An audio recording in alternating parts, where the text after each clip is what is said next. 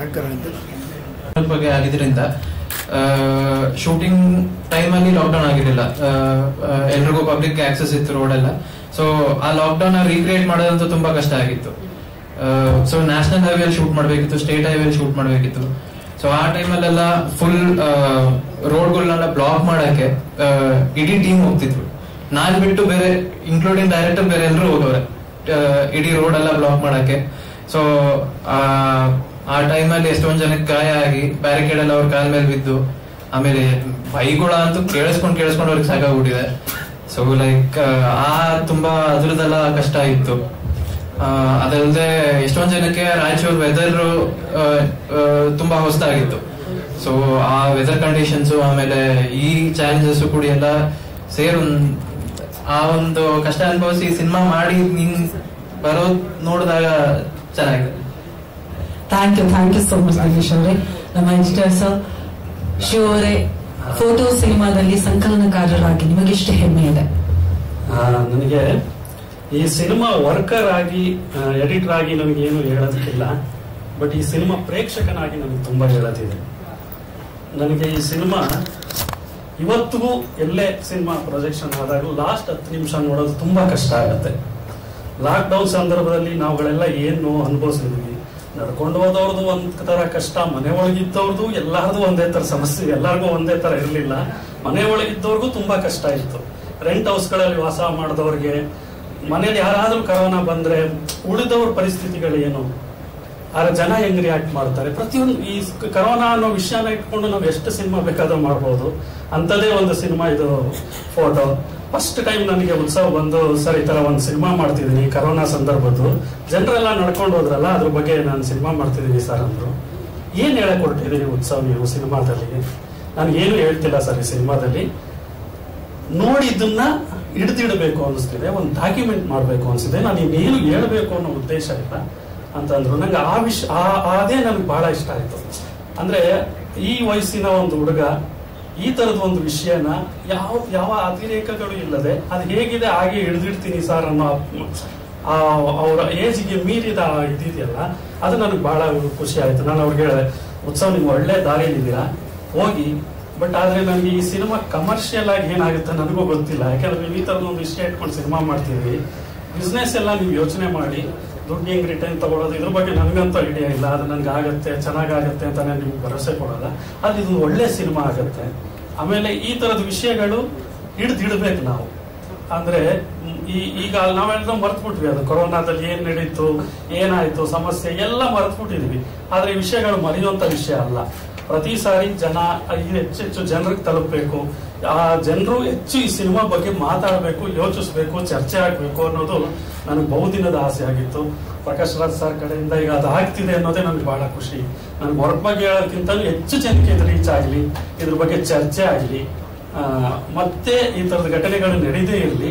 ನಡೆದಾಗ ಜನರ ಹೇಗೆ ರಿಯಾಕ್ಟ್ ಮಾಡಬೇಕು ಅನ್ನೋದು ಈ ಸಿನಿಮಾ ಮುಖಾಂತರ ಗೊತ್ತಾಗಲಿ ಅನ್ನೋದಷ್ಟೇ ನನ್ನ ಆಸೆ. Thank you. ಇವತ್ತು ಬಂದು ಬಿಟ್ಬಿಟ್ಟಿದ್ದಾರೆ ಗೊತ್ತಿಲ್ಲ ಸರ್. ಒಂದಿಷ್ಟು ವರ್ಷ ರಂಗಭೂಮಿ, ಒಂದಿಷ್ಟು ವರ್ಷ ಸಿನಿಮಾ, ಇದ್ರ ಜೊತೆ ಟ್ರಾವೆಲ್ ಮಾಡ್ತಾ ಇದ್ದೀನಿ. ಮತ್ತೆ ನೀವೆಲ್ಲರೂ ಕೂಡ ನೋಡ್ಕೊಂಡು ಬಂದಿದ್ದೀರಿ. ಏನೋ ಗೊತ್ತಿಲ್ಲದೇನೆ ಜರ್ನಿ ಶುರು ಮಾಡಿದಾಗ ಸೀರಿಯಲ್, ಸಿನಿಮಾ, ಮತ್ತೊಂದು ಮಗದೊಂದು ಒಂದು 45 ವರ್ಷ ಆಗತ್ತೆ. ಒಂದೇನೋ ಅನಿಸ್ತದೆ, ಓದ್ಕಂಡ್ಗೆ ಏನೋ ಪಾತ್ ಚೇಂಜ್ ಮಾಡ್ಕೋಬೇಕು ಅಂತ ಅನಿಸಿತ್ತು. ಅದು ಬಹುಶಃ ದೊಡ್ಡವರಿಂದ ಆಗ್ಲಿಲ್ಲ. ಯಂಗರ್ ಜನರೇಷನ್ ಅವರು ಒಂದು ಒಳ್ಳೆ ಪಾತಿಗೆ ಹಚ್ಚಿದ್ದಾರೆ. ಈ ಫೋಟೋ ಸಿನಿಮಾ ಇದೆಯಲ್ಲ, ನನಗೆ ಅನ್ಸೋದು ಅದು ಕನ್ನಡ ಸಿನಿಮಾ ಇಂಡಸ್ಟ್ರಿಗೆ ಒಂದು ಹೊಸ ಥಾಟ್, ಹೊಸ ಅಲೆಯ ಸಿನಿಮಾ ಆಗುತ್ತೆ ಅನ್ನೋ ಅನ್ಸುತ್ತೆ. ಡಾಕ್ಯುಮೆಂಟೇಶನ್ ದೃಷ್ಟಿಯಿಂದ ಅದನ್ನ ಪ್ರೇಕ್ಷಕರು ಅರ್ಥ ಮಾಡ್ಕೊಳ್ಳೋದು ಬೇರೆ, ನಾವು ಆಸ್ ಎ ಸಿನಿಮಾದವರಾಗ ಅರ್ಥ ಮಾಡ್ಕೊಳ್ಳೋದು ಬೇರೆ. ದಯವಿಟ್ಟು ನೀವು ಕೂಡ ಎಲ್ಲರೂ ಸಿನಿಮಾಗಳನ್ನ ಗಮನಿಸ್ತಾ ಇರ್ತೀರ. ನೀವು ಇದನ್ನ ಗಮನಿಸಿ ಹೆಚ್ಚು ಇತ್ತು ಅಂದ್ರೆ, ನಿಮ್ಗೆ ಯಾರು ಅನಿಸ್ತು ಅಂದ್ರೆ ಅದ್ರ ಬಗ್ಗೆ ತೀವ್ರವಾಗಿ ಮಾತಾಡಂಗಾಗಿ ಈ ತರದ ಹೆಚ್ಚು ಕಂಟೆಂಟ್ಗಳು, ಈ ತರದ ಸಿನಿಮಾಗಳು ಬರೋದಕ್ಕೆ ದಾರಿ ಮಾಡ್ಕೊಡ್ಬೇಕು ಅಂತ ನಾನು ನಿಮ್ಮನ್ನು ಕೇಳ್ಕೊತೀನಿ. ಆ ಥರದೊಂದು ಪಾತ್ರ ನಿರ್ಮಾಣ ಆಯ್ತಂದ್ರೆ ನಿಧಾನಕ್ಕೆ ಆಡಿಯನ್ಸ್ ಒಳಗಡೆ ಬರುತ್ತಾರೆ. ಇನ್ನು ಪ್ರಕಾಶ್ ರಾಜ್ ಸರ್, ಉತ್ಸವ ಏನೋ ಅವ್ರು ಚಿಕ್ಕಪ್ಪನ ಮಗ ಅಲ್ಲ, ದೊಡ್ಡಪ್ಪನ ಮಗ ಅಲ್ಲ, ನಾವು ಯಾರು ಏನೋ ಪರಿಚಯನೂ ಇಲ್ಲ ಅಂಥದ್ರಲ್ಲಿ ಅವ್ರೇನೋ ಒಂದು ಬಂದು ನಿಂತ್ಕೊಂಡವ್ರೆ. ಏನ್ ಸರ್ ಇದು ಯಾಕೆ ಹಿಂಗೆ ಅಂದ್ರೆ ಅವ್ರು ಚೆನ್ನಾಗಿ ಮಾತಾಡಿದ್ರು. ನೋಡೋ ಕಳಕಳ ಶ್ರೀಮಂತಿಕೆನೂ ಬೇಕು ಅಂತ ಹೇಳ್ಕೊಟ್ರು. ಮೇ ಬಿ ನಾನು ಅರ್ಧ ಕೆಟ್ಟಿದ್ದೆ. ನಾನು ಹೇಳ್ತೀನಿ ಬೈಯೋಳು, ನಂದು ಜಾಬ್ ಇದೆ, ಇಲ್ಲಿ ಬಂದ್ಬಿಡು ನೀನು, ಸಾಕು ಸೇವೆ ಮಾಡಿದ್ದು ಅಂತೇಳಿ. ಇರ್ಲಿ ಅಂತ ಬಂದೆ. ಇನ್ನೊಬ್ರು ಸಿಕ್ಕರು. ಹಾಳಾಗ ಸುಖ ಇದೆಯಲ್ಲ, ಅದು ಬಹಳ ದೊಡ್ಡದು. ಅವರು ಈ ಸಿನಿಮಾ ಹಿಂದೆ ನಿಂತಿದ್ದಾರಲ್ಲ, ಅದು ಮೇ ಬಿ ಪಾಠಗಳು ಎದೆಗೆ ಬೀಳ್ಬೇಕಂತೆ. ಅದು ಅವ್ರಿದ್ರಿಗೆ ಹೇಳಬಾರ್ದಿತ್ತು, ಬಟ್ ಅನಿವಾರ್ಯ, ಅವ್ರಿಗೆ ಹೇಳಲೇಬೇಕು. ನಾವು ಒಂದಿಷ್ಟು ಪಾಠಗಳನ್ನ ಎದೆಗೆ ತುಂಬಿದ್ದಾರೆ. ಥ್ಯಾಂಕ್ಸ್ ನಿಮಗೆ. ಆಮೇಲೆ ಇಲ್ಲಿ ಎಲ್ಲ ಹುಡುಗರು ತುಂಬಾ ಚಿಕ್ಕ ಹುಡುಗರು, ಡಿ ಕ್ಯಾಮ್ರಾಮನ್ನು ಅಥವಾ ನಮ್ಮ ಎಡಿಟ್ರು, ಸೌಂಡ್ ರೆಕಾರ್ಡಿಸ್ಟ್ ಅವರೆಲ್ಲ ಇದಾರಲ್ಲ, ಹೊಸ ಜನರೇಷನ್ ಹುಡುಗರು ಸರ್. ಆ ಹುಡುಗರು ಪಾಯಿಂಟ್ ಆಫ್ ವ್ಯೂ ಇಂದ ಸಿನಿಮಾ ನೋಡಿ, ಸಿನಿಮಾ ನೋಡಿದಾದ್ಮೇಲೆ ಮತ್ತೆ ನಾವು ನೀವೆಲ್ಲ ಸೇರಿ ಮಾತಾಡಂಗಾಗ್ಲಿ, ಒಂದು ಒಳ್ಳೆ ಕಾರಣಕ್ಕೆ, ಒಂದು ಒಳ್ಳೆ ಸಂಭ್ರಮಕ್ಕೆ ಮತ್ತೊಂದು ಸಲ ನಿಮ್ಮನ್ನ ಮೀಟ್ ಮಾಡಂಗಾಗ್ಲಿ ತಲುಪಿಸೋ ಹೆಚ್ಚಿನ ಜವಾಬ್ದಾರಿ ನಿಮಗಿದೆ. ದಯವಿಟ್ಟು ನಿಮ್ಮ ಸಹಕಾರ, ಬೆಂಬಲ ನಮ್ಮ ಮೇಲೆ ಇರಲಿ. Thank you. ಮಾಡೋದಕ್ಕೆ ಇನ್ನು ನನಗೆ ಫೋಟೋ ಸಿನಿಮಾ ಆದ್ಮೇಲೆ ಒಂದು ರಿಲೀಸ್ ಮಾಡಿದ್ರೆ ಹಿಂಗೆ ಅನ್ನೋದು ಪ್ರಶ್ನೆ ಇದ್ದಾಗ ಒಂದು ಸ್ವಲ್ಪ ನಾವು ಏನು ಅಂತ ಕ್ವಶನ್ ಮಾರ್ಕ್ ಇದ್ರಿ ಈ ಟೀಮ್ ಅಲ್ಲಿ. ಸೊ ಪ್ರಕಾಶ್ ಸರ್ ಬಂದಿದ್ ನಮ್ಗೆ ದೊಡ್ಡ ಶಕ್ತಿ ನಮ್ಗೆ. ಅಂದ್ರೆ ಬರೀ ಉತ್ಸವಕ್ಕೆ ಶಕ್ತಿ ಆಗಲ್ಲ, ಅದು ನಂತರ ಸಿನಿಮಾ ಮಾಡೋರ್ಗೆ ಒಂದು ನಂಬಿಕೆ. ನನಗೆ ಅನ್ಸಿದ್, ನನಗೆ ಈಗ ಫೋಟೋ ಮಾಡ್ಬೇಕಾದ್ರೆ ನನಗೆ ಹಿಂಗ ಅನ್ನಿಸ್ತು, ನಾನು ಹಿಂಗ್ ಸಿನಿಮಾ ಮಾಡ್ತೀನಿ ಅಂತ ಹೊರಟೆ. ಸೊ ಈಗ ಪ್ರಕಾಶ್ ಸರ್ ನಿಂತಿರೋದ್ರಿಂದ ಮುಂದಿನ ಸಿನಿಮಾನು ನಾನು ಹಂಗೆ ಮಾಡಕ್ ಧೈರ್ಯ ಇದೆ. ಈಗ ನನಗೆ ಅನ್ಸಿದ ಸಿನಿಮಾನೇ ನಾನು ಮಾಡ್ತೀನಿ ಅನ್ನೋದ್ರ ಧೈರ್ಯ ಇದೆ. ಆ ಧೈರ್ಯ ಪ್ರಕಾಶ್ ಸರ್ ಇವತ್ತಿನ ಕೊಟ್ಟಿರೋದ್ರಿಂದ ಇದೆ. ಅದು ಬರೀ ಅದೇ ನಾನು ಉತ್ಸವ ಕೊಟ್ಟಿದ್ದಲ್ಲ, ನಂತರ ಸಿನಿಮಾ ಮಾಡೋರಿಗೆ ಎಲ್ಲರಿಗೂ ಪ್ರಕಾಶ್ ಸರ್ ಇದ್ರ ಮುಖಾಂತರ ಧೈರ್ಯ ಕೊಡ್ತಿದ್ದಾರೆ. ಅದು ತುಂಬಾ ದೊಡ್ಡ ವಿಷಯ ನನಗೆ, ಪ್ರಕಾಶ್ ಸರ್ ನಿಂತಿರೋದು. ನಿರ್ದೇಶಕರಿಗೆ ಪ್ರಶ್ನೆಗಳನ್ನ ಕೇಳೋದಕ್ಕೂ ಮುನ್ನ ಇದೀಗ ನಮ್ಮ ಸಿನಿಮಾಗೆ ಮಾಡಲಿಲ್ಲ, ಈ ತರ ಕೆಲಸ ಮಾಡಿಸ್ಕೊಳ್ಳೋ, ಈ ತರ ಒಂದು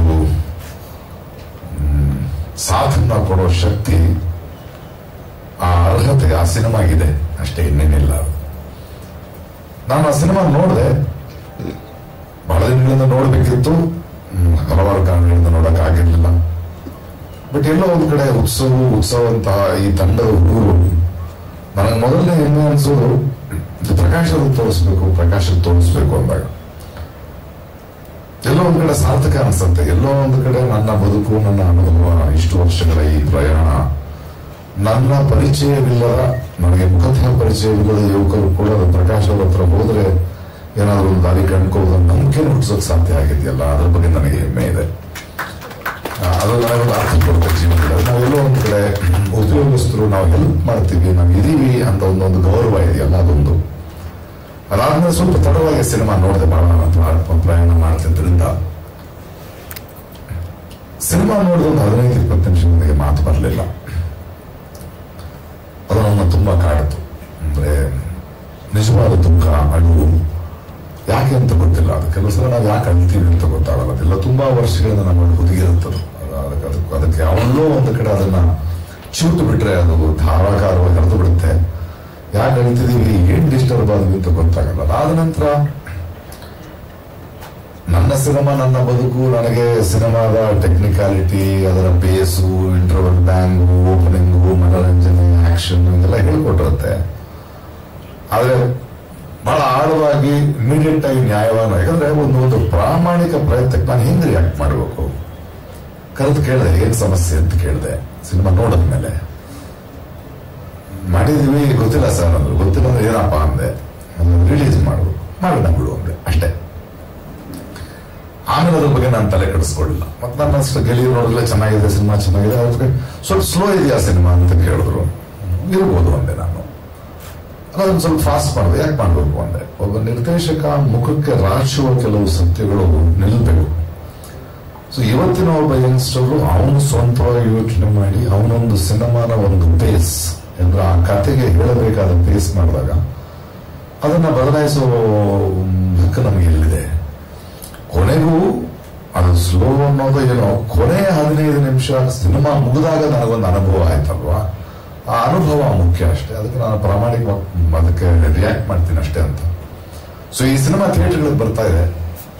ಈ ಥಿಯೇಟರ್ಗೆ ಬರಬೇಕಾದ್ರೆ ನಾವಿದರಲ್ಲಿ ಮನರಂಜನೆ ಎಷ್ಟಿದೆ, ಕಾಮಿಡಿ ಎಷ್ಟಿದೆ, ಟ್ರಾಜಿಡಿ ಎಷ್ಟಿದೆ, ಹಾಡ್ ಎಷ್ಟಿದೆ, ಆ ಥರದ ರೆಗ್ಯುಲರ್ ಪ್ರಶ್ನೆಗಳಿಗೆ ಉತ್ತರ ಕೊಡೋದು ನಮ್ಮ ಹತ್ರ ಇಲ್ಲ. ಯಾಕಂದ್ರೆ ಆ ಥರದ ಉತ್ತರಗಳು ಈ ಸಿನಿಮಾಗಳಿಲ್ಲ. ಅದು ತುಂಬಾ ಪ್ರಾಮಾಣಿಕವಾದ ಒಂದು ಪ್ರಯತ್ನ. ಒಬ್ಬ ನಮ್ಮ ಸಮಾಜದ, ನಮ್ಮ ಕನ್ನಡದ, ನಮ್ಮ ಮಧ್ಯೆ ಇರುವ ಒಂದು 20-22 ವರ್ಷದ ಯುವಕರ ತಂಡ, ಒಬ್ಬ ಯುವಕ ಯೋಚನೆ ಮಾಡಿದಂತಹ ಸಿನಿಮಾ. ನಾವೆಲ್ಲ ಈ ಯಂಗ್ಸ್ಟರ್ಸ್ ಏನ್ ಮಾಡ್ತಿದ್ದಾರೆ, ಯಾವ ಥರದ ಸಿನಿಮಾ ಮಾಡ್ತಿದ್ದಾರೆ, ಅದೊಂದು ಗ್ಲಾಮರ್ ಒಳಗೆ ಓಡೋಗ್ತಿದ್ದಾರೆ, ತಪ್ಪಿಸ್ಕೊಳ್ತಿದ್ದಾರೆ, ಹಾಳಾಗ್ತಿದ್ದಾರೆ, ಸೋಂಬೇರಿಗಳಾಗ್ತಿದ್ದಾರೆ ಅಂದಾಗ ಅದೇ ಯಂಗರ್ ಗ್ರೂಪಿಂದ ಈ ತರದ ಜವಾಬ್ದಾರಿಯುತ ಪ್ರಾಮಾಣಿಕ ಮಕ್ಕಳು ಬರ್ತಾ ಇದಾರಲ್ವಾ. ಸೊ ಇವರು ಹೋಗ್ತಿರೋ ದಾರಿ ಸರಿ ಅಂತ ಹೇಳಬೇಕಾದ ಬಾಧ್ಯತೆ, ಒಂದು ಜವಾಬ್ದಾರಿ ನಮ್ದಾಗುತ್ತೆ. ಆ ನಿಟ್ಟಿನಲ್ಲಿ ನಾನು ಈ ಸಿನಿಮಾ ಪಟ್ಟದಲ್ಲಿ ನಿಂತಿದ್ದೀನಿ. ಇದರಲ್ಲಿ ಯಾವುದೇ ವ್ಯಾಪಾರದ ಇಂಟ್ರೆಸ್ಟ್ ಇಲ್ಲ ನನಗೆ. ಈ ಸಿನಿಮಾ ಎಷ್ಟು ಜನ ನೋಡ್ಲಿಕ್ಕೆ ಸಾಧ್ಯ ಆಗುತ್ತೆ. ಅದಾದ ಮೇಲೆ ನಾನು ಇದು ತಗೊಂಡೆ ಅಂತ ಆದ್ಮೇಲೆ ನನಗೆ ನನ್ನ ಸಿನಿಮಾದ ಆತ್ಮೀಯರು, ಅದು ಪವನ್ ಇರ್ಬೋದು, ನಮ್ಮ ಯೂಟನ್ ಡೈರೆಕ್ಟರ್ ಪವನ್ ಇರ್ಬೋದು, ಹೇಮಂತ್ ಇರ್ಬೋದು, ರಾಜ್ ಶೆಟ್ಟಿ ಇರ್ಬೋದು, ಒಬ್ಬೊಬ್ಬರಾಗಿ ನನ್ನ ಹತ್ರ ಮಾತಾಡ್ತಾ ಬಹಳ ಒಳ್ಳೆ ಸಿನಿಮಾ, ಥ್ಯಾಂಕ್ಸ್, ಅದನ್ನು ನೀವು ಜೊತೆಗೆ ನಿಂತಿರೋದು. ನಮ್ಮ ಶಶಾಂಕ್ ಇರ್ಬೋದು, ಆಮೇಲೆ ಈ ಸಿನಿಮಾ ಧನಂಜಯನಿಗೆ ತೋರಿಸ್ದೆ, ಧನಂಜಯ ಬಂದು ಮಾತಾಡ್ದ. ಸೊ ಎಲ್ಲೋ ಒಂದು ಕಡೆ ಎಲ್ಲರ ಮನಸ್ಸಿನಲ್ಲೂ ಇದೆ. ಒಂದಷ್ಟು ಜನ ಪತ್ರಕರ್ತ ಗೆಳೆಯರು ಫೆಸ್ಟಿವಲ್ ನೋಡೋರು ಇಂಥ ಒಳ್ಳೆ ಸಿನಿಮಾ, ಬಟ್ ಇದು ಹೆಂಗೆ ಥಿಯೇಟರ್ ಯಾರು ತಗೊಂಡ್ಬರ್ತಾರೆ ಅಂತ ಯೋಚನೆ ಮಾಡ್ತಿದ್ವಿ. ಯಾಕೆ ಯೋಚನೆ ಮಾಡಿದ್ವಿ ಇವನು ಗೊತ್ತಿಲ್ಲ, ಈ ಇಂಡಸ್ಟ್ರಿನ ಹೆಂಗ್ ನೋಡಬೇಕು ಅಂತ ಅನ್ಸಿದೆ. ಒಂದು ಸಿನಿಮಾ ಮಾಡಿದ್ದಾನೆ, ಅದು ಇವಾಗ ಬಂದಿದೆ. ಇದಕ್ಕೆ 4 ಲಕ್ಷ ಜನ ಸಾಥ್ ಕೊಡ್ತಾ ಇದ್ದಾರೆ. ನೀವು ಇದ್ರಿ, ಬಹಳ ವರ್ಷಗಳಿಂದ ನಿಮ್ಗೆ ಪರಿಚಯ. ಎಲ್ಲೋ ಒಂದು ಕಡೆ ನನ್ನ ಇಷ್ಟು ವರ್ಷದ ಅನುಭವ, ನನ್ನ ಮಾತಿಗೆ ಇವನು ಒಂದು ಒಳ್ಳೆಯ ಸಿನಿಮಾಗಳನ್ನು ಮಾಡ್ತಾನೆ, ಒಂದು ರಾಷ್ಟ್ರ ಪ್ರಶಸ್ತಿ ತಗೊಂಡವನು, ಇವನು ಈ ಸಿನಿಮಾಗೆ ನಿಂತಿದ್ದಾನೆ ಅನ್ನೋ ಒಂದು ಬಲವಾದರೂ ಆ ಸಿನಿಮಾಗೆ ಬಂದ್ರೆ, ಒಂದು ಆಕರ್ಷಣೆ ಬಂದ್ರೆ, ಅದೇ ತುಂಬಾ ನನಗೆ ಸಾರ್ಥಕತೆ. ಈ ತರದ ಯುವಕರು ಈ ತರದ ಸಿನಿಮಾಗಳು ಬೆಳೆಯಬೇಕು. ಅಲ್ಲಿ ಇತ್ತೀಚಿನ ದಿನಗಳಲ್ಲಿ ನಮ್ಮ ದೊಡ್ಡ ದೊಡ್ಡ ಸಿನಿಮಾಗಳು, ಕಾಂತಾರ ಅಂತ ಸಿನಿಮಾಗಳು, KGF ಸಿನಿಮಾಗಳು ದೊಡ್ಡ ದೊಡ್ಡ ಪ್ಯಾನ್ ಇಂಡಿಯಾ ಆಗಿರೋದನ್ನು ನೋಡಿದ್ವಿ. ಬಟ್ ಅದಕ್ಕಿಂತ ಮುಖ್ಯವಾಗಿ ಅವು ಯಾವಾಗಲೂ ಒಂದು ಸಲ ನಡೆಯುವಂಥದ್ದು. ಅದಕ್ಕಿಂತ ಮುಖ್ಯವಾಗಿ ನಮ್ಮಲ್ಲಿ ಗಂಟು ಮೂಟೆ ಅಂತ ಸಿನಿಮಾ ಇರ್ಬೋದು, ಮನ್ಸೂರಿ ಅಂತ ನಿರ್ದೇಶಕ ಇರ್ಬೋದು, ರೂಪಾರಾವ್ ಅವರು ಇರ್ಬೋದು, ಹೇಮಂತ್ ಇರ್ಬೋದು, ಅಥವಾ ಡೇರ್ ಮುಸ್ತಫಾ ನಿರ್ದೇಶಕರು, ಇದನ್ನು ಬೇರೆ ಬೇರೆ ಸುಮನಾ ಕಿತ್ತೂರು ಇರ್ಬೋದು, ಬೇರೆ ಬೇರೆ ತರ ಆಲೋಚನೆ ಯಂಗ್ಸ್ಟರ್ಸ್ ಬರ್ತಾ ಇದ್ದಾರೆ. ಇವರೆಲ್ಲ ಒಂದು ಗುಂಪ ಕಾಣಿಸ್ತಾ ಇದ್ದಾರೆ ನನಗೆ.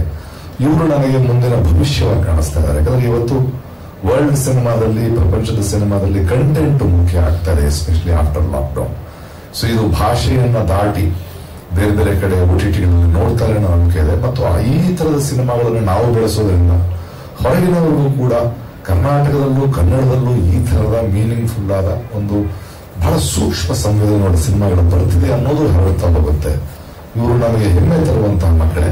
ಸೊ ಇವರ ದಾರಿ ಬೇರೆ, ನಾವು ನೋಡಿದ ಸಿನಿಮಾ ಬೇರೆ, ಇವರು ನೋಡ್ತಿರೋ ಸಿನಿಮಾ ಬೇರೆ. ನಾವು ಗ್ರಹಿಸಿದ ಸೂಕ್ಷ್ಮತೆಗಳು ಬೇರೆ, ಇವರು ಗ್ರಹಿಸ್ತಾ ಇರೋ ಸೂಕ್ಷ್ಮತೆಗಳು ಬೇರೆ. ಕಾಲದಿಂದ ಕಾಲಕ್ಕೆ, ತಲೆಮಾರಿಂದ ತಲೆಮಾರಿದ ಬದಲಾಗ್ತಾ ಹೋಗ್ಬೇಕಲ್ಲ. ಯಾಕಂದ್ರೆ ಮುಂದಿನ ಬದುಕು, ಮುಂದಿನ ಪ್ರಪಂಚ ಅವ್ರದ್ದು. ಸೊ ಅವರ ಸೂಕ್ಷ್ಮತೆಗಳು, ಅವರ ಭಾಷೆ, ಅವರ ಒಂದು ಸಿನಿಮಾ ಜರ್ನಿ ಇದು ಹೀಗೆ ಮುಂದುವರಿಲಿ. I am seeing betterment only. ಒಂದು ಚಾರ್ಲಿ, ಈ ತರದೆಲ್ಲ ಸಿನಿಮಾಗಳು ನೋಡ್ತಿದ್ರೆ ಇನ್ನೊಂದು ಮಟ್ಟಕ್ಕೆ ಹೋಗ್ತಾ ಇದ್ದಾರೆ.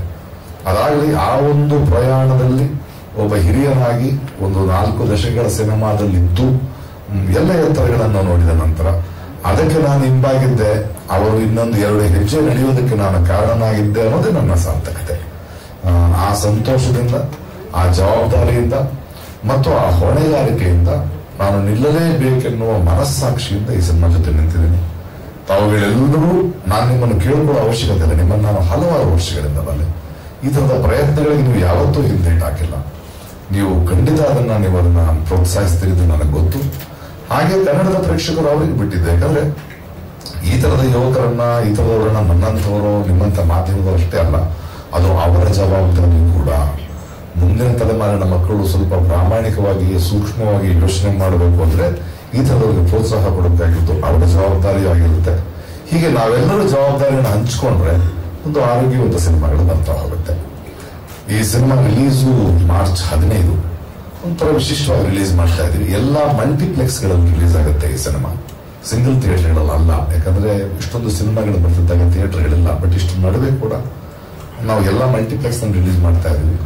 ಒಂದು ಸಿಂಗಲ್ ಸ್ಕ್ರೀನ್ ಅಲ್ಲಿ ರಿಲೀಸ್ ಮಾಡ್ತೀವಿ. ರಿಯಾಕ್ಷನ್ ನೋಡಿಕೊಂಡು ಅದು ಬೆಳಿಬಹುದು. 22 ನಂತರ ಉತ್ತರ ಕರ್ನಾಟಕದ ಸಿಂಗಲ್ ಸ್ಕ್ರೀನ್ ಥಿಯೇಟರ್ ರಿಲೀಸ್ ಮಾಡ್ತೀವಿ.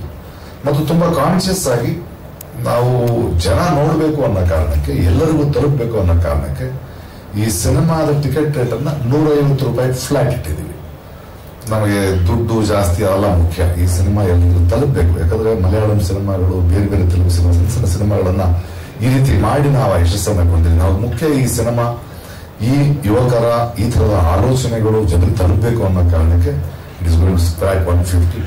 ಹಲವು ಕಾರಣದಿಂದ KRJ ಅವ್ರು ಬರಕ್ಕಾಗಲ್ಲ. ಆಕ್ಚುಲಿ ನಾಳೆ ಇಟ್ಕೋಬೇಕಿತ್ತು, ಬಟ್ ಇಲ್ಲ ಇವತ್ತೇ ಇಟ್ಟರೆ ಬಿಟ್ಟು ಅಂತ ಸುರೇಶ್ ಅವರ ನಾನು ಅರಸಿ ಹೇಳಲ್ಲ. ಸೊ ಅವ್ರ ಪರವಾಗಿ ನಾನು ಮಾತಾಡ್ತಾ ಇದ್ದೀನಿ. KRJ ಇಸ್ ರಿಲೀಸಿಂಗ್ ಮಾರ್ಚ್ 15ನೇ ತಾರೀಕು ಈ ಸಿನಿಮಾ ರಿಲೀಸು. ಅದಕ್ಕೆ ಮುಂಚೆ 13ನೇ ತಾರೀಕು ಒಂದು ಸೆಲೆಬ್ರಿಟಿ ಶೋ ಇರುತ್ತೆ. ಬನ್ನಿ ನಾವೆಲ್ಲ ಮತ್ತೆ ಸೇರೋಣ. ಒಂದಷ್ಟು ಆಸಕ್ತರು, ಸಿನಿಮಾ ಆಸಕ್ತರು, ಒಂದಷ್ಟು ನಿರ್ದೇಶಕರು, ಒಂದಷ್ಟು ಸಿನಿಮಾ ಮಂದಿ, ಒಂದಷ್ಟು ಜನ ಯುವಕರು, ತಂಡದವರು ನಾವು ಕೂತು ಈ ಸಿನಿಮಾನ ನೋಡೋಣ. ಅದರ ರಿವ್ಯೂಗಳನ್ನು ನೀವು 15ಕ್ಕೆ ಬರೀಬಹುದು. 15 ನಂತರ ನಮ್ಮೆಲ್ಲರ ಮನಸ್ಸಿಗೆ, ಅವರವರ ಭಾವಕ್ಕೆ, ಅವರವರ ಭಕ್ತಿಗೆ ಈ ಸಿನಿಮಾ ಏನಾಗುತ್ತೋ ನೋಡೋಣ ಅಷ್ಟೇ. Thank you. ನೋಡಿ, ಫೋಟೋ ಅನ್ನೋದೇ ನಮ್ಮ ಬದುಕಿನ ಒಂದು ಕ್ಷಣ ಅಷ್ಟೇ ಅಲ್ವಾ ಕ್ಲಿಕ್ಸೋದು. ಆದ್ರೆ ಅದು ಅಷ್ಟೇ ಅಲ್ಲ, ಆ ಒಂದು ಕ್ಷಣದ ಗರ್ಭದಲ್ಲಿ ಸಾವಿರ ಕಥೆ ಇರುತ್ತೆ. ಮತ್ತು ಒಂದು ಫೋಟೋ ಕೂಡ ವರ್ಷಕ್ಕೆ ಬೆಳೀತಾ ಹೋಗುತ್ತೆ. ನೀವು 8ನೇ ವಯಸ್ಸಿನಲ್ಲಿ ತಗೊಂಡಿರೋ ಫೋಟೋ 9ನೇ ವಯಸ್ಸಿಗೆ ಬೇರೆ ತರ ಕಾಣಿಸ್ಬೋದು, ಒಂದು 25 ವರ್ಷ ಆದ್ಮೇಲೆ ಬೇರೆ ತರ ಕಾಣಿಸ್ಬೋದು. ಅದೇನೋ ಡಾಕ್ಯುಮೆಂಟ್ ಮಾಡುತ್ತಲ್ವ, ಅದರೊಳಗೆ ಒಂದು ಕಥೆಗಳಿರುತ್ತಲ್ಲ, ಆ ಥರದ ಒಂದು ಸಿನಿಮಾ ಇದು ಬರೀ ಸಿನಿಮಾ ಫೋಟೋ ಅಲ್ಲ. ಒಂದು ಉತ್ತರ ಕರ್ನಾಟಕದ ಇವನ ಊರಿಂದ ನಾನು ಬೆಂಗಳೂರಿಗೆ ಹೋದ್ರೆ ಒಂದು ತಾಜ್ ಮಹಲ್ ವಿಧಾನಸೌಧದ ಮುಂದೆ ಒಂದು ಫೋಟೋ ತಗೋಬೇಕು ಅನ್ನೋ ಒಂದು ಆಸೆ. ಅವ್ರ ಊರಿನಲ್ಲಿ 70% ಜನರು ಮಾಡಲು ಹೋಗಿ ಬಂದವರು ನಾನೆಲ್ಲ ಒಂದು ಫ್ರೇಮ್ ಹಾಕಿ ಇಟ್ಟಿದ್ದಾರಂತೆ ವಿಧಾನಸೌಧದ ಮುಂದೆ ಫೋಟೋ. ಅಂದ್ರೆ ಉತ್ತರ ಕರ್ನಾಟಕದವರಿಗೆ ಬೆಂಗಳೂರಿಗೆ ಬರೋದು, ನಮ್ಮನ್ನು ಆಳುವ ಒಂದು ಶಕ್ತಿ ಕೇಂದ್ರ ಅದಿದೆ, ಅದ್ರ ಮುಂದೆ ನಿಂತ್ಕೋಬೇಕು ಅನ್ನೋ ಒಂದು ಆಸೆ ಇದೆಯಲ್ಲ. ಅಥವಾ ಒಬ್ಬ ಡಿ ಬಾಸ್ ಜೊತೆ ಫೋಟೋ ತಗೋಬೇಕು, ಎಷ್ಟು ಜೊತೆ ಫೋಟೋ ತಗೋಬೇಕು, ಇನ್ನೊಬ್ಬರ ಜೊತೆ ಫೋಟೋ ತಗೋಬೇಕು ಅಂತ ಆ ಊರಿನ ಕನಸಾಗಿರುತ್ತೆ. ಇಲ್ಲಿ ರೀಚ್ ಆಗಲ್ಲ ಅವರು. ಆ ತರದ ಕನಸಿಟ್ಕೊಂಡು ಬಂದ ಹುಡುಗ ತಗೊಂಡ ಮತ್ತೆ ತಲುಪನ್ನ ಈ ಪ್ರಯಾಣದಲ್ಲಿ ಬಂದ ಕೋವಿಡ್ ಏನು ಇದು ತುಂಬಾ ಇಂಟ್ರೆಸ್ಟಿಂಗ್ ಅನಿಸ್ತು ನನಗೆ. ಆ ಇಡೀ ಕಥೆಯ ಎಳೆಯುವಿಕೆ ಇಷ್ಟ ಆಯ್ತು. ಅದು ಫೋಟೋ ಅನ್ನೋ ಹೆಸರು ನನಗೆ ಇಷ್ಟ ಆಯ್ತು. ಇನ್ನೇನಿಲ್ಲ ಸರ್. ಟ್ರೈಲರ್ ಬಂದ ಸ್ಟಾರ್ಟಿಂಗ್ ಅಲ್ಲೇನೆ ಪ್ರಧಾನಿ ಮೋದಿ ಅವರ ವಾಯ್ಸ್ ಬರುತ್ತೆ. ಅದಾದ್ಮೇಲೆ ವಿಶ್ವಗುರು ಅನ್ನೋ ಒಂದು ಲೈನ್ ಕೂಡ ಬರುತ್ತೆ. ಸಾಮಾನ್ಯವಾಗಿ ನೀವು ಪ್ರಧಾನಿ ಮೋದಿ ಅವರ ತತ್ವಗಳನ್ನ ಮತ್ತೆ ಅವ್ರು ಏನ್ ಮಾಡ್ತಾರೆ ಅದನ್ನ ವಿರೋಧ ಮಾಡ್ತಾ ಇರ್ತೀರಾ. ಸೊ ಆ ವಿಚಾರವಾಗಿ ನಿಮಗೆ ಸಿನಿಮಾದಲ್ಲಿ, ಅಂದ್ರೆ ಈ ಸಿನಿಮಾದಲ್ಲಿ ಅವರ ಆಗಿರೋ ಸಮಸ್ಯೆಗಳನ್ನ ತೋರಿಸಿ ಅದು ಸಮಸ್ಯೆ ಇರೋದನ್ನ ಪ್ರಶ್ನೆ ಮಾಡೋದಕ್ಕೆ ಸಿನಿಮಾ ಸರಿ ಅಂತ ತಗೊಂಡಿದ್ದ ಅಥವಾ ರಾಜಕೀಯವಾಗಿ ತಗೊಂಡಿದ್ದ ಸರ್? ಅವರವರ ಭಾವಕ್ಕೆ, ಅವರವರ ಪ್ರಕೃತಿಗೆ. ಈ ಸಿನಿಮಾ ಮಾಡಬೇಕಾದ್ರೆ ನಾನು ಇಲ್ಲರಿ ಈ ಸಿನಿಮಾದಲ್ಲಿ ಆ ಹುಡುಗ ಆ ಕ್ಷಣದ ಒಬ್ಬ ಪ್ರಧಾನಿಯವರ ಮಾತನ್ನ ಹಾಕಿದ್ದಾನೆ. ಅಲ್ಲಿ ಡೊನಾಲ್ಡ್ ಟ್ರಂಪ್ ಇದ್ರೆ ಡೊನಾಲ್ಡ್ ಟ್ರಂಪ್ ವಯಸ್ಸಾಗ್ತಿದ್ದ ಅಷ್ಟೇ ಅಲ್ವೇ. ವಿಶ್ವಗುರು ಅನ್ನೋದು ಈ ಇಡೀ ಪ್ರಪಂಚಕ್ಕೆ ಆಗ್ಬೇಕಾದ್ರೆ ಹಳ್ಳಿಗಳಲ್ಲಿ ಬೇಲಿ ಹಾಕಿದಾರಲ್ವಾ. ಅದನ್ನ ಅಂದ್ರೆ ಒಂದು ಕಥೆಯನ್ನ ಹೇಳಬೇಕಾದ್ರೆ ಆಗಿನ ರಾಜಕೀಯ ಸನ್ನಿವೇಶನ ಹೇಳಬೇಕು, ಅಲ್ಲಿಯ ಬೇರೆ ಬೇರೆ ಸಮಸ್ಯೆಗಳ ಬಗ್ಗೆ ಹೇಳಬೇಕು. ಅದನ್ನ ನಾನು ಬಂದಿದ್ದರಿಂದ ಅದಕ್ಕೆ ಬಣ್ಣ ಹಾಕುವಷ್ಟು ಅಂತ ನಿಮ್ಗೆ ಅರ್ಥ ಆದ್ರೆ ಅದು ಪ್ರಾಯಶಃ ನನ್ನ ನಿಲುವುಗಳಿಂದಾಗಿ ನಿಮ್ಗೆ ಹಂಗೆ ಅನ್ಸಿರ್ಬೋದು. ಅದಲ್ಲ. ಆ ದೃಷ್ಟಿಯಿಂದ ಅದನ್ನ ನೋಡಬೇಡಿ. ಪದೇ ಹೇಗೆ ನಾನು ಮೊದಲನೇ ಮಾತಿನಿಂದಾನೇ ಅದ್ರ ಬಗ್ಗೆ ಮಾತಾಡಿರ್ತಿದ್ದೆ. ಅದಲ್ಲ, ಇದು ರಾಜಕಾರಣ ಅಲ್ಲ, ಇದು ಒಂದು ಬದುಕಿನ ಕಥೆ, ಒಂದು ನೋವಿನ ಕಥೆ, ನಮ್ಮೆಲ್ಲರ ಕಥೆ. ಅದರಲ್ಲಿ ಆ ಮಾತು ಬರ್ಲಿ ಅಲ್ವಾ. ಬಟ್ ಆ ತರದ ಥಾಟ್ ಆಗಲಿ, ಆ ತರದ ಉದ್ದೇಶವಾಗಲಿ ಈ ಸಿನಿಮಾ ಅಲ್ಲ. ಈ ಸಿನಿಮಾದ ಇನ್ನೊಂದು ದೊಡ್ಡ ಉದ್ದೇಶ ನೋಡಿ, ಕೋವಿಡ್ ಅನ್ನೋ ಒಂದು ವೈರಸ್ ಬರುತ್ತೆ. ಅದು ಪ್ರಪಂಚದ ಮನುಕುಲದ ಯಾವ ಮನುಷ್ಯನು, ಯಾವ ಸೈಂಟಿಸ್ಟ್ಗೂ ಅರ್ಥವಾಗಿತ್ತು. ಇಡೀ ಮನುಕುಲದ, ಒಂದು ಊರದಲ್ಲ, ಅದು ಒಂದು ಭಾರತ ದೇಶದಲ್ಲ, ಅವರೇ ಕಕ್ಕಾಬಿಕ್ಕಿಯಾಗಿದ್ದ ಸಂದರ್ಭದಲ್ಲಿ ಈ ತರದ್ದನ್ನು ನೋಡದ ಜನರೇಷನ್ಗಳು ನಾವು, ಒಂದು ಮಾನವ ಜನಾಂಗ, ಅದನ್ನು ಹೆಂಗೆ ನಿಯಂತ್ರಿಸಬೇಕು ಅದು ಯಾವ ಸರ್ಕಾರಕ್ಕೆ ಗೊತ್ತಿತ್ತು ಅಲ್ವೇ. ಈ ಸಿನಿಮಾ ಮಾತಾಡ್ತಾ ಹೋಗೋದು ಅದನ್ನಲ್ಲ. ಈ ತರದಾಯಿತು. ಅದರ ನಂತರ ಬೇರೆಯವ್ರ ಮೇಲೆ ಬೆಳೆದು ತೋರಿಸೋದನ್ನ ಮನುಷ್ಯರ ನಾವು ಹೇಗೆ ಪ್ರತಿಕ್ರಿಯಿಸಿದೆವು. ಒಂದು ತಂದೂರಿ ಹೋಟೆಲ್, ಒಂದು ಚೈನೀಸ್ ಹೋಟೆಲ್ ನೋಡೋ ನಾವು ತಿಂಡಿ ತಿಂತಿದ್ವಿ ಸಿಟಿ ಒಳಗೆ. ಅದಾದ್ಮೇಲೆ ಬಂದ್ಬಿಡ್ತಿದ್ವಿ. ಕೋವಿಡ್ ಆದಾಗ ನಾವು ಮನೆಗೆ ಕೂತ್ಕೊಂಡ್ವಿ, ಓನರ್ ಅವನ ಮನೆಗೆ ಹೋದ. ಆ ಕಿಚನ್ ಹಿಂದೆ ಕೆಲಸ ಮಾಡ್ತಾರಲ್ಲ, ಉತ್ತರಾಖಂಡದಿಂದ ಬಂದವನು, ಮಣಿಪುರದಿಂದ ಬಂದವನು, ಉತ್ತರ ಕರ್ನಾಟಕದಿಂದ ಬಂದವನು, ಅವನು ಹೆಂಗ್ ಹೋದ ಮನೆಗೆ? ಆ ನಡಿಗೆ ಹೇಗಿತ್ತು ಅದನ್ನ ನಾವು ನೋಡ್ಲೇ ಇಲ್ವಲ್ಲ. ಟಿವಿನಲ್ಲಿ ನೋಡ್ತೀವಿ, ಅದ್ರ ಒಳಗೆ ಹೋಗಿ ನೋಡ್ತಾನೆ ಹುಡುಗ, ಅವರ ಕತೆ ಹೇಳ್ತಾನೆ. ನಾವು ಮನುಷ್ಯರಾಗಿ ಇನ್ನೊಬ್ಬ ಮನುಷ್ಯನನ್ನು ಅರ್ಥ ಮಾಡ್ಕೊಳಕ್ ಸಾಧ್ಯ ಆಗಬೇಕು. ಮತ್ತೆ ಈಕೆ ಮೊದಲೇ ಹೇಳಿದಂಗೆ ಈ ಮಾತ್ರ ನಾನು ಹೇಳ್ತಾ ಇದ್ದೇನೆ, ಕೆಲವು ನೋವುಗಳನ್ನು ನಾವು ಮರಿಬಾರದು, ಯಾಕಂದ್ರೆ ಮತ್ತೆ ಅದು ಮರುಕಳಿಸಿದಂತ ನಮ್ಗೆ ನೆನಪಾಗ್ತಾ ಇರಬೇಕು. ಆ ಥರದ ಒಂದು ಪ್ರಯತ್ನ. ಅದಕ್ಕೆ ಯಾವುದೇ ರಾಜಕೀಯ ದುರುದ್ದೇಶ ಇಲ್ಲ. ಆ ಬಣ್ಣ ಬೆಳೀಬೇಡಿ. ಬಟ್ ಪ್ರಶ್ನೆ ಕೇಳಿದಿರಿ, ಅದಕ್ಕೆ ನಾನು ಉತ್ತರ ಕೊಡಬೇಕಾಗಿರೋದು ನನ್ನ ಜವಾಬ್ದಾರಿ, ಉತ್ತರ ಕೊಟ್ಟಿದ್ದೀನಿ. ಅಲ್ಲಿ ನಿಲ್ಲಿಸೋಣ ರಾಜಕಾರಣ. ನಾನು ಸ್ವಲ್ಪ ಕೆಟ್ಟೋದ್ ನಟ. ಇನ್ನೊಬ್ರು ಪ್ರಶ್ನೆ ಕೇಳಿದ್ರೆ ನೀವು ನಿರ್ದೇಶನ ಮಾಡಿದ್ರೆ ಹೆಂಗಿತ್ತು ಅಂತ. ನಿರ್ದೇಶನ ಮಾಡಿದ್ರೆ ನಾನು ಯಾರನ್ನೋ ನೋಡ್ಕೊಂಡು ಮಾಡ್ದಂಗಿತ್ತು. ಇದು ಒಳಗಿನ ಕತೆ, ಅದು ಅವನಿಂದ ಮಾತ್ರ ಹೇಳಕ್ಕಾಗೋ ಕತೆ. ಬಟ್ ಈ ನಟರುಗಳಿದಾರಲ್ಲ, ಈ ಜಹಂಗೀರ್ ಇನ್ನೊಬ್ಬರಾಗಲಿ, ಅಥವಾ ನಮ್ಮ ಬೇರೆ ಇತ್ತೀಚಿನ ಬಂದ ಕನ್ನಡ ಸಿನಿಮಾ ಇರಲಿ, ಗಂಡುಮೂಟೆ ಇರಲಿ, ಅಥವಾ ಮುಸ್ತಫಾ ಇಲ್ಲ, ಅದನ್ನ ನೋಡ್ಬೇಕಾದ್ರೆ ಅವ್ರು ನಮ್ಮನ್ನು ಚಾಲೆಂಜ್ ಮಾಡ್ತಾ ಇದ್ದಾರೆ, ನಿನ್ನ ಅವಶ್ಯಕತೆ ಇಲ್ಲ ನಮ್ಮ ಸಿನಿಮಾಗೆ ಅಂತ. ಎಷ್ಟು ಬ್ಯೂಟಿಫುಲ್ ಆದ ಆರೋಗ್ಯ ನೋಡಿ ಅದು. ನೀನ್ ಇಲ್ದೇನೋ ಸಿನಿಮಾಗಳು ನಡೆಯುತ್ತೆ, ನೀನು ಈ ಸಿನಿಮಾಗೆ ಭಾರ ಆಗ್ಬೋದು ಅಂತ. ಮತ್ತೆ ಅವ್ರನ್ನ ಈಗ ಚಾಲೆಂಜ್ ಮಾಡಿದ್ರೆ, ನೀನು ನಮ್ಮಂತ ಸಿನಿಮಾ ಹೋಗ್ಬೇಕಾದ್ರೆ ನೀನು ಮತ್ತೆ ಕಲಿಬೇಕು ಅಥವಾ ಕಲಿತಿದ್ದನ್ನು ಮರಿಬೇಕು ಅಂತ. ನಾನು ಆ ಪ್ರಾಸೆಸ್ ನಡೆದಿದ್ದೀನಿ. ಈ ಸಿನಿಮಾ ನೋಡಿದಾಗ ನನಗೆ ಆಕ್ಟ್ ಮಾಡ್ಬೇಕು ಅಂತ ಅನಿಸಲೇಬಾರ್ದು. ಯಾವ ಪಾತ್ರಗಳು ನಾನು ಆಕ್ಟ್ ಮಾಡಕ್ ಸಾಧ್ಯ ಇಲ್ಲ. ಅದು ಆಯಾ ಪಾತ್ರಗಳಿಗೆ ಕರೆಕ್ಟ್ ಆಗಿ ಜೀವ ತುಂಬಿದಾರೆ ಅವರು. I am very proud of those actors for believing in those films. ನನ್ನಿಂದ ಆಗಲ್ಲ. ಪೆನ್ನು ಪೇಪರ್ ಎತ್ತಿಡಿ, camera thank you so much. ಇದರೊಂದಿಗೆ ನಮ್ಮ ಫೋಟೋ ಸಿನಿಮಾ